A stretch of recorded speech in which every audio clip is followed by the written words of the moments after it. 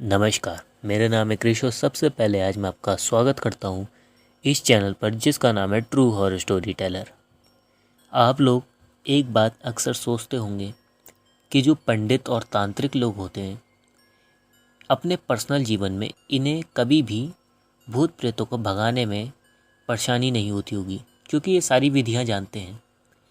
मगर ये बात पूरी तरीके से ठीक नहीं है।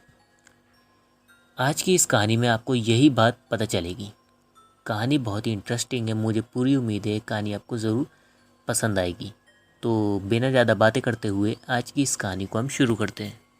कहानी की शुरुआत होती है एक पंडित जी के साथ जो कि एक नॉर्मल से मंदिर के पुजारी थे। भूत प्रेतों में अगर कहा जाए तो इनका कोई ख़ास एक्सपीरियंस नहीं था, बस ये थोड़ा बहुत जानते थे। इनकी एक फैमिली भी थी जिसमें इनका एक बेटा, इनकी वाइफ और इनके माता पिता थे जो कि एक छोटे से घर में रहते थे। जिस मंदिर के ये पुजारी थे पंडित जी, वो मंदिर एक ऐसी रोड पे बना हुआ था जिससे थोड़े आगे को ही एक चौराहा पड़ता था जो कि काफ़ी प्रसिद्ध चौराहा था उस एरिया का। तो होता क्या है, एक रात जब मंदिर बंद करने का समय आता है तो ये पंडित जी मंदिर को बंद करके और घर की तरफ लौट रहे होते हैं। लौटते वक्त जब उस चौराहे को ये पंडित जी पार करते हैं तो इनका ध्यान जाता है कि इनके पीछे की साइड में 4 औरतें चल रही हैं जिन्होंने लाल कलर की ड्रेस पहन रखी है और उनका चेहरा नहीं दिख रहा है, मतलब काला काला है उनके चेहरे की जगह पे। ये चीज़ इनको थोड़ी साइड से देखी थी, इन्होंने पलटा नहीं था उन औरतों को देख करके। ये पंडित जी आगे नॉर्मल चल रहे थे, ये सोच रहे थे कि शायद थोड़ी आगे जाऊंगा तो ये हट जाएंगी, यहाँ से चली जाएंगी, इनको जहाँ जाना है वहाँ चली जाएंगी। इतना ये पंडित जी समझ चुके थे कि ये मनुष्य नहीं है, ये कुछ और है, मगर ये कुछ रिएक्ट नहीं करते। अब जैसे जैसे इन पंडित जी का घर पास आ रहा था तो इनकी चिंता बढ़ रही थी पंडित जी की कि आखिर ये मेरा पीछा क्यों कर रही हैं। बहुत देर तक पंडित जी चलते रहते हैं मगर आखिरकार उनके जो सब्र होता है वो टूट जाता है और वो उन औरतों से कहते हैं कि आप मेरा पीछा क्यों कर रही हैं, आप चारों मुझसे क्या चाहती हैं, मेरा पीछा क्यों कर रही हैं। तो वो उनसे कहती हैं, औरतें पंडित जी के पास आ जाती है तुरंत से उनके आजू बाजू और उनसे कहती हैं कि पंडित जी हमें कुछ नहीं चाहिए आपसे, बस हम चाहते हैं कि आप हमारी एक जगह है वहाँ चलें हमारे साथ और हमारी एक पूजा करवा दें और बदले में हम आपको पैसे भी देंगे और जितना आप सोचते हैं, जितना आपको दूसरी जगहों से मिलता है उससे ज़्यादा हम देंगे आपको, बस आप हमारे साथ चलिए। अब पंडित जी इस चीज़ में ज़्यादा एक्सपीरियंस नहीं थे और वो घबराते भी थे थोड़ा सा इन चीज़ों से, ऊपरी चीज़ों से, क्योंकि उन्होंने कभी कुछ करा नहीं था ऐसा। तो वो पहले तो मना करते हैं उनसे, मगर वो औरतें कहती हैं कि पंडित जी आप मना मत करिए वरना हम आपके पीछे लगे रहेंगे हमेशा, क्योंकि ये पूजा हम आपसे ही करवाना चाहते हैं केवल, और आप ही कर सकते हैं इसको और आपको कोई भी कठिनाई नहीं आएगी, आपको हम बदले में पैसे भी देंगे आपकी पूजा करने का। अब पंडित जी सोचते हैं कि अगर मैं इनको घर ले गया, घर में कुछ उल्टा सीधा हो गया तो बहुत बात बिगड़ जाएगी, इनके साथ चलना ही ठीक है। तो पंडित जी उनके साथ साथ हो लेते हैं। अब वो औरतें कहती हैं एक रिक्शे वाले को देख करके पंडित जी से कि पंडित जी आप उस रिक्शे वाले की उस पर बैठ जाइए, रिक्शा पे, और उसे ले करके उस जगह पे पहुंचिए। एक जगह का नाम लेती हैं, वहाँ पहुंच जाइए और हम वहीं मिलेंगे आपको। ऐसा वो औरतें रिक्शे वाले से कहने को कहती है पंडित जी से। और एक बात की वार्निंग पंडित जी को दे देती हैं कि पंडित जी आप गलती से भी उस रिक्शे वाले को कुछ बताने की भूल मत करना वरना आपके साथ बहुत बुरा होगा, ये हम आपको पहले ही बता दे रहे हैं। आप चुपचाप आइए, उस जगह पूजा करिए, पैसे लीजिए और चले जाइए, बस इतना ही काम है आपसे। अब पंडित जी वैसा ही करते हैं, लेकिन वो रिक्शा वाला पंडित जी को जानता था। जो जिस औरतों ने जिस रिक्शे वाले से कही थी कि आप छोड़ के आओ, इन पंडित जी से कही थी कि आप इसके रिक्शा पे जाना, वो रिक्शा वाला पंडित जी को जानता था उनके मंदिर के कारण। अब वो पंडित जी से पूछता है, अरे पंडित जी इतनी रात को कहाँ जा रहे हो? मगर पंडित जी उसे कोई खास रिस्पॉन्स नहीं देते और जवाब नहीं देते। तो वो भी समझ जाता है कि पंडित जी किसी चीज़ में फंसे हुए हैं। मगर भाई हर किसी को अपनी जान प्यारी होती है, इसलिए वो भी पंडित जी को टोकता नहीं है और जहाँ कही थी जाने को पंडित जी ने वहीं छोड़ देता है। उसके बाद में वो रिक्शा वाला वहाँ से चला जाता है। अब पंडित जी वहाँ जैसे ही रिक्शा वाला जाता है, पंडित जी उस जगह पहुँचते हैं तो देखते हैं उसी जगह पे वो 4 औरतें पंडित जी का इंतज़ार कर रही थी। वो औरतें पंडित जी के आने के बाद अपनी ऐसे आवाज़ देती कि सहेलियों आ जाओ, ऐसे आवाज़ देती हैं वो औरतें पंडित जी को देखकर। और तब भी उसी औरतों के जैसी और बहुत सारी औरतें वहाँ पे आ जाती हैं। उनमें से केवल एक औरत ऐसी थी जिसका चेहरा दिख रहा था नॉर्मल इंसानों जैसा। बाकी सबके चेहरे पे घूंघट डला हुआ था लाल सा, और कुछ का चेहरा दिख नहीं रहा था, काला काला दिख रहा था उस जगह पे जो चेहरे का एरिया होता है। अब पंडित जी जैसा वो औरतें कहती हैं वैसा करते हैं। वहाँ पे पहले से ही पूजा पाठ की जितनी भी सामग्री होती है वो रखी होती है, और वो औरतें कहती हैं कि पंडित जी आप जा कर के वहाँ बैठ जाइए, और उनके आगे किताब रख देती हैं। कहती है इस किताब को पढ़ दीजिए पूरा और बस आपका काम हो गया, और कुछ नहीं करना आपको। अब भाई वो औरतें जैसा जैसा कहती हैं पंडित जी वैसा वैसा कर देते हैं, पूरी किताब पढ़ देते हैं। उसके बाद में पंडित जी खड़े हो जाते हैं वहाँ से जाने के लिए। तो वो औरतें पंडित जी के हाथ में एक पोटली रख देती है कि ये आपके कार्य के बदले में हम दे रहे हैं आपको, और अब आप जा सकते हैं। उसके बाद में पंडित जी उस पोटली को बिना खोले वहाँ से चलने लगते हैं। नॉर्मल अपने घर पे सुरक्षित आ जाते हैं। आने के बाद में वो सबसे पहले उस पोटली को खोल के देखते हैं तो उसमें एक एक दो दो के बहुत सारे सिक्के होते हैं। उस समय जिस समय की मैं आपको एक कहानी बता रहा हूँ, उस समय इन रुपयों की काफ़ी वैल्यू थी। जैसे उसमें टोटल एक तरीके से लगाया जाए तो 1000 रुपये करीब उस पोटली के अंदर थे। इतनी बड़ी पोटली थी वो। आज के समय में आप उसकी वैल्यू लगभग 15,000 रुपये 15-20 हज़ार रुपये लगा सकते हो आराम से, इतनी होगी। अब पंडित जी इन पैसों को देखकर बहुत ज़्यादा चौंक जाते हैं और इन सभी बातों को अपनी वाइफ को और माता पिता को बताते हैं कि मेरे साथ ऐसा ऐसा हो गया और मुझे इतने पैसे मिले हैं। अब सब लोग इस चीज़ को सुनकर घबरा जाते हैं, और कहीं ना कहीं एक उनका ऐसा अंश ये भी था कि वो थोड़ा खुश भी थे, क्योंकि केवल एक किताब पढ़ने के बदले में उन्हें इतने सारे पैसे मिले थे, तो वो खुश भी होते हैं। खैर इन चीज़ों को ये ज़्यादा सोचते नहीं हैं और अगला दिन आ जाता है। अगले दिन जब रात के टाइम में दोबारा पंडित जी बंद करते हैं मंदिर को और घर की तरफ लौट रहे होते हैं, तो दोबारा उन्हें वही महिलाएं दोबारा मिलती हैं, वही औरतें, और सेम ड्रेस में मिलती हैं, और पंडित जी से कहती है कि पंडित जी आज भी आपको चलना पड़ेगा। तो पंडित जी कहते हैं अरे कल तो पढ़ा था मैंने मंदिर आपके लिए, सारी पूजाएं करी थी, आज क्यों आप मेरा पीछा कर रही हो? तो वो औरतें कहती है पंडित जी बस 1 हफ्ते तक हम आपका पीछा करेंगे, ऐसे ही 1 हफ्ते तक आप हमें न टोकें, 1 हफ्ते तक, और बस आपका काम हो जाएगा और हम आपसे दोबारा कुछ नहीं कहेंगे, और आप हमारे साथ चलें, और अगर आप नहीं चलेंगे तो आपको बहुत कठिनाइयाँ होंगी। तो पंडित जी एक दिमाग उनका सोचते भी कि मैं ना जा रही है इनके साथ, ये एक तरीके से सोचते भी हैं, तभी उनके पैरों में दर्द होना शुरू हो जाता है।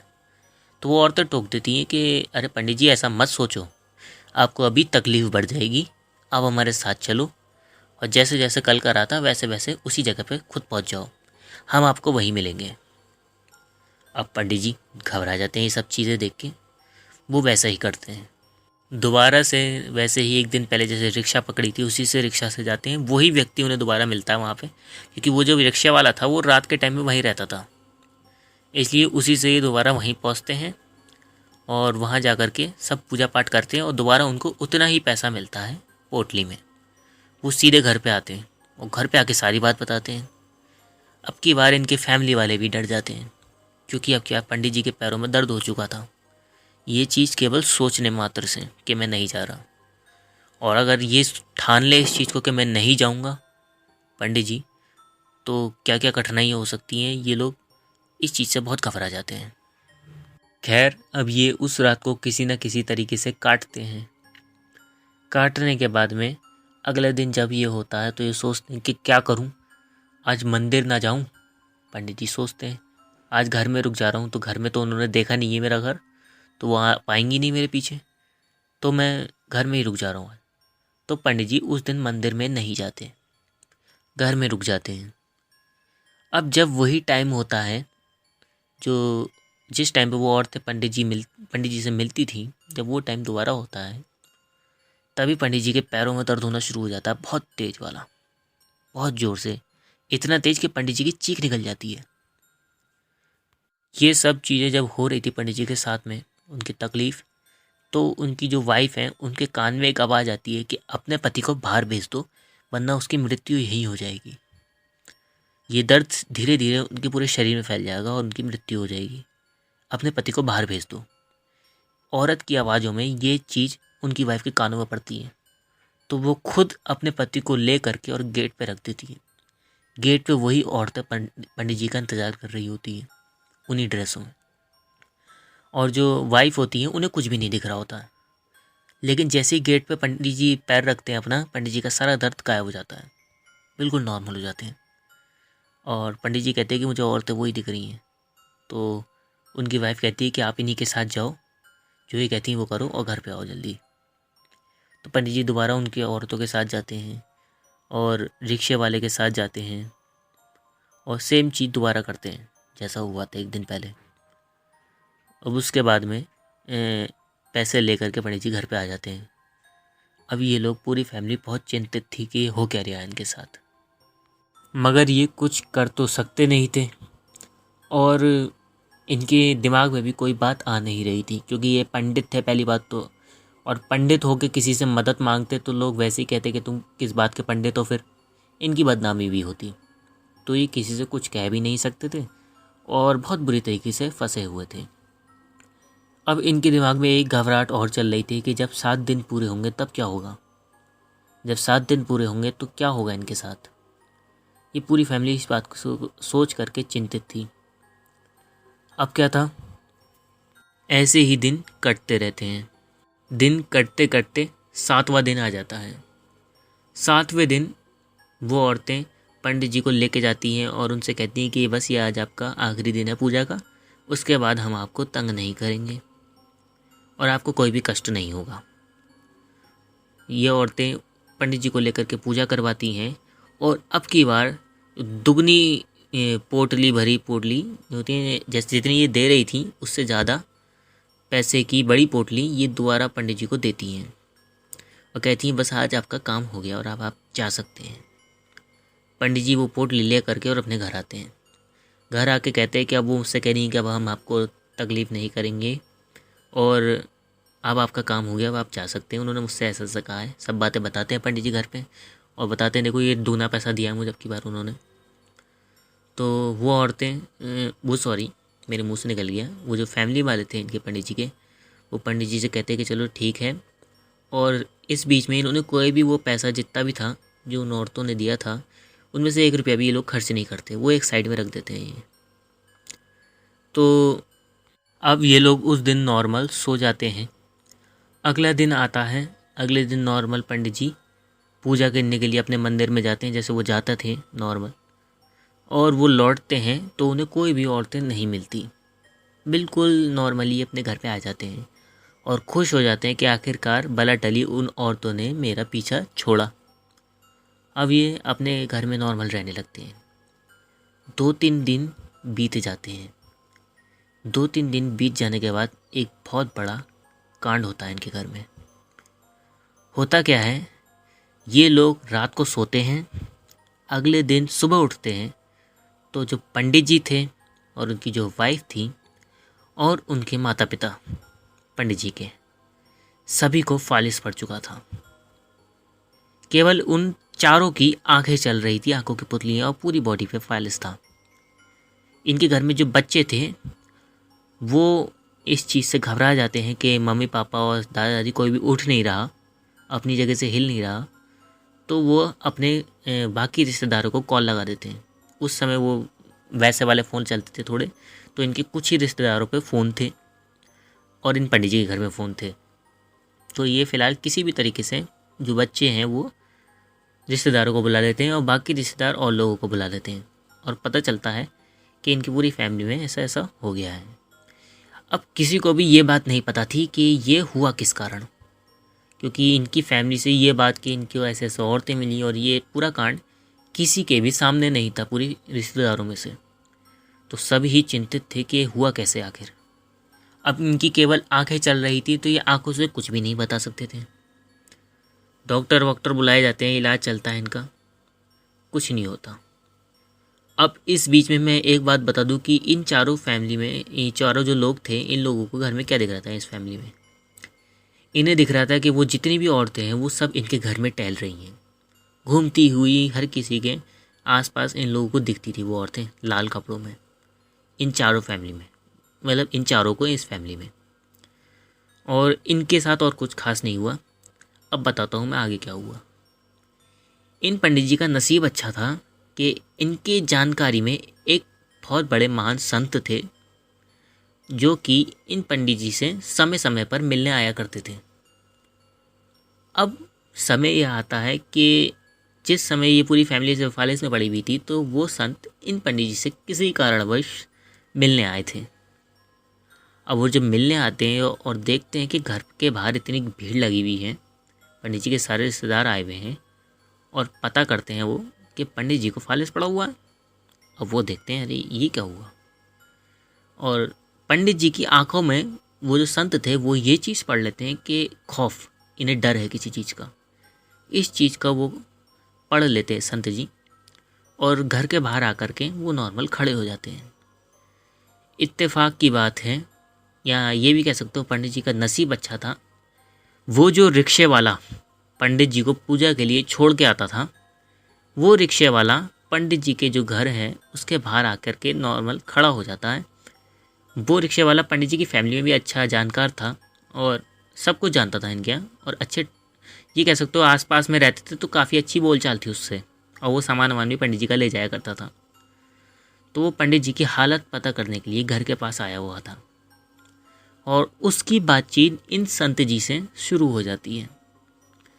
अब वो रिक्शे वाला अपना दुख जाहिर करता हुआ संत जी से कहता है, अरे पता नहीं क्या हो गया पंडित जी को, और अभी तो सही थे, 3-4 दिन से पता नहीं क्या था, ये ऐसी ऐसी जगह जाते थे मेरे साथ और डरे हुए होते थे उस समय, रात के समय में, और पता नहीं क्या होता था उस टाइम पे, मैं छोड़ के आता था इन्हें, और एकदम से अब इनकी ये खबर सुन रहा हूँ, पता नहीं क्या हो गया इनकी फैमिली में।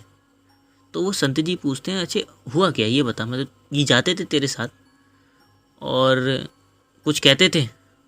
तो कहता है वो रिक्शा वाला कि नहीं ऐसा तो कुछ भी नहीं कहते थे, और शांत होते थे बहुत ज़्यादा, और लौटते समय एक बार मुझे दिख गए थे जाते हुए लौटते वक्त, तो इनके हाथ में एक पोटली थी, तो उस पोटली को लेकर के लौट रहे थे और डरे हुए थे ये बहुत ज़्यादा, पता नहीं क्या हो गया पंडित जी के साथ। अब वो संत जी कहते कि अच्छा पोटली देखी तूने उनके हाथ में, चल ठीक है।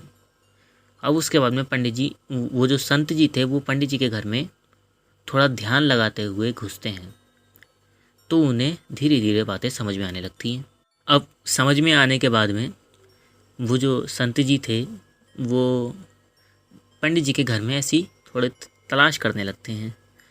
अब वो जो संत थे उनकी बाकी सब भी सब बहुत इज्जत करते थे, तो उनसे कोई रोक टोक भी नहीं होती है संत जी से। अब ढूंढते ढूंढते में वो जो संत थे उन्हें पंडित जी की वो पोटली मिल जाती है, और उस पोटली के देखने के बाद में संत जी ध्यान लगाते तो उन्हें सब बात समझ में आ जाती है कि ये हुआ क्या है इनके साथ। अब वो क्या करते हैं, सबसे पहले पंडित जी के घर में जितने भी रिश्तेदार आए हुए थे उनसे कहते हैं कि आप सभी कमरे को खाली कर दीजिए, और जो डॉक्टर एक आध बैठा हुआ था वहाँ पे उन सबका देख रेख करने के लिए, उससे भी कहता है कि आप भी बाहर चले जाइए। अब सब लोग पूछते हैं कि क्या हो गया संत जी, क्या हो गया, आप ऐसे क्यों बाहर भेज रहे हो हमें? तो वो कहते हैं कि देखिए मैं आपको खुल के नहीं बता सकता, आप बस बाहर चले जाइए।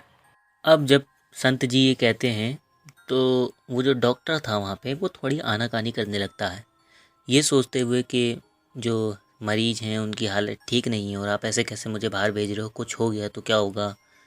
और जो रिश्तेदार हैं वो भी थोड़ी बहुत आनाकानी करने लगते हैं, क्योंकि जो पंडित जी की फैमिली थी, पंडित जी की काफ़ी हालत ख़राब थी पंडित जी की फैमिली के, पंडित जी की। अब ये इस चीज़ को बिगड़ता हुआ देख करके संत जी कहते कि अच्छा ठीक है, आप सब लोग ऐसे तो जाएंगे नहीं, तो एक काम करिए, सब जितने भी लोग हैं सब 1 मिनट के लिए आंखें बंद कर लीजिए, और जब मेरी आवाज़ आए तब आंखें खोल लेना। और एक काम करिए, एक दरवाज़ा खोल दीजिए ज़रा, एक सामने वाला। अब सब लोग पूछते हैं अरे पंडित जी संत जी ऐसा क्यों कह रहे हो करने को? तो संत जी कहते हैं कि अरे नहीं, आप करिए पहले। आप सब लोग दरवाज़ा खोलते हैं और सब लोग अपनी 1 मिनट के लिए आंख बंद कर लेते हैं, जितने भी बड़े बड़े थे वहाँ पे। बच्चों को पहले से ही बाहर भेज दिया था। तो सब लोग आंख बंद करते हैं। अब संत जी एक मंत्र बोलते हैं और कुछ बीज दाने के ऐसे थे, वो आसपास में बिखेरते हैं जो संत जी। उसके बाद में कहते हैं कि सब लोग अब अपनी आंखें खोल लें।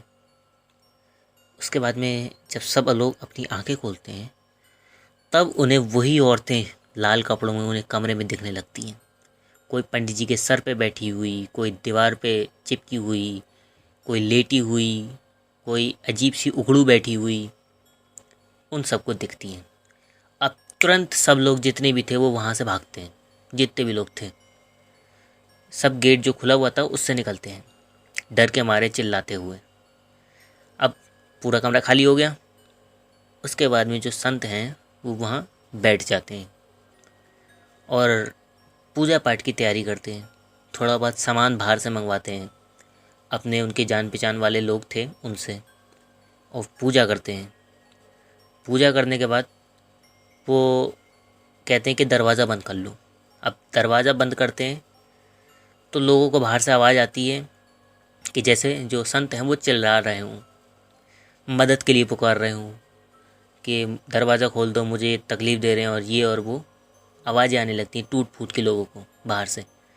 मगर पंडित जो संत जी उन्होंने पहले से कह दिया था कि चाहे किसी की भी आवाज़ आ जाए कोई भी दरवाज़ा नहीं खोलेगा, और जब दरवाज़ा खोलना होगा तब मैं अंदर से खुद ही खोल दूँगा, तुम लोगों को करने की ज़रूरत नहीं है, और दरवाज़ा मैं ही अंदर से लगा लूँगा। बस कोई भी इस दरवाजे को खटखटाएगा नहीं, खोलने की कोशिश नहीं करेगा। तो सब लोग वैसे ही करते हैं। बहुत आवाज़ आती है उस कमरे में से, मगर वो बहुत सिद्ध पुरुष थे जो संत थे, वो पंडित जी की फैमिली को ठीक कर देते हैं और उसके बाद में दरवाज़ा खोलते हैं। तो आप यकीन नहीं मानेंगे, डॉक्टर भी ये देख के चौंक गया था कि आखिर ये लोग ठीक कैसे हुए। मतलब जिनकी आंखें चल रही थी केवल, वो बिल्कुल नॉर्मली बैठे हुए थे, बिल्कुल ठीक। वो बहुत महान संत थे जिन्होंने उन्हें ऐसे ही ठीक कर दिया था। उसके बाद में उन्होंने ज़्यादा किसी से बात नहीं करी और केवल पंडित जी से कही कि अपना ख्याल रखना और कुछ समय तक जो तुम्हारा मंदिर है वहाँ मत जाओ, कम से कम 1 महीने तक। उसके बाद में अपने नॉर्मल जाना शुरू कर देना। और उन औरतों का तो मैंने इलाज कर दिया है, अपने साथ ही लेके जा रहा हूँ उन्हें। उन्हें बहुत शौक़ है ना लोगों को फंसाने का, उनसे पूजा करवाने का और फिर उनकी ज़िंदगी छीन लेने का। अब उनका शौक़ मैं ख़त्म करूँगा और तुम अपनी नॉर्मल ज़िंदगी जियो, बस 1 महीने तक वहाँ मत जाना। मैं उन औरतों को अपने साथ लेके जा रहा हूँ और अब कोई भी मुझे ना टोके। ऐसा कह के वो संत जी वहाँ से तुरंत चले जाते हैं, किसी से कुछ ना कहे। उसके बाद में पंडित जी नॉर्मल हो जाते हैं। और एक कमाल की बात मैं आपको बताऊँ, वो जितनी भी धनराशि थी, जितनी भी मुद्राएं थी, वो खुद ही गायब हो जाती हैं। वो पंडित जी को भी दोबारा नहीं मिलती और किसी को भी नहीं मिलती, वो खुद ही गायब हो जाती हैं, जैसे वो कुछ थी ही नहीं। ऐसी वो चीज़ थी, वो कुछ थी ही नहीं, इसलिए वो खुद ही गायब हो जाती है। उसके बाद में जो पंडित जी हैं वो नॉर्मल हो जाते हैं, पंडित जी की फैमिली नॉर्मल हो जाती है। पंडित जी इस किस्से को ज़्यादा लोगों को नहीं बताते, केवल खास को बताया था उन्होंने ये बात, और इसके बाद में इनकी पूरी फैमिली नॉर्मल हो जाती है। तो इसी बात के साथ आज की हमारी ये कहानी यहीं समाप्त होती है। अगर इस कहानी में कोई ऐसी बात हो जो आपको समझ में नहीं आई हो तो आप कमेंट बॉक्स में मुझसे ज़रूर पूछ सकते हैं। मैं आपको ज़रूर क्लियर करूँगा उस बात को, पूरी कोशिश करूँगा उसे क्लियर करने की। और अब दूसरी बात ये आ जाती है कि बहुत समय से मैं वीडियोस नहीं डाल रहा हूँ, करीब 2 महीने से या 3 ढाई महीने से मेरी 2 या 3 वीडियो आई होंगी। और उससे ज़्यादा नहीं आई होंगी। कोई कारण था बहुत बड़ा जिसके कारण मैं ये वीडियो नहीं डाल रहा था, मगर अब पूरी कोशिश करूँगा कि कम से कम हफ्ते में 2 वीडियोस तो आएँ मिनिमम, और ज़्यादा से ज़्यादा डालने की कोशिश करूँगा। कोई भाई लोग जो भी मेरा इंतज़ार करते होंगे वीडियोस का, उनका दिल से धन्यवाद है मेरा। और इसी बात के साथ आज की इस वीडियो को हम यहीं समाप्त करते हैं। अगर आपको ये कहानी अच्छी लगी हो तो लाइक, शेयर, कमेंट और चैनल को सब्सक्राइब कर लेना। और हॉरर फैक्ट सुनने के लिए आप शॉर्ट्स में जा कर के देख सकते हो, मैं वहाँ हॉरर फैक्ट अपलोड करता हूँ। आप उन्हें भी जा कर के ज़रूर वॉच करें, वो भी आपको ज़रूर पसंद आएंगे। अपना समय हमें देने के लिए आपका बहुत बहुत धन्यवाद।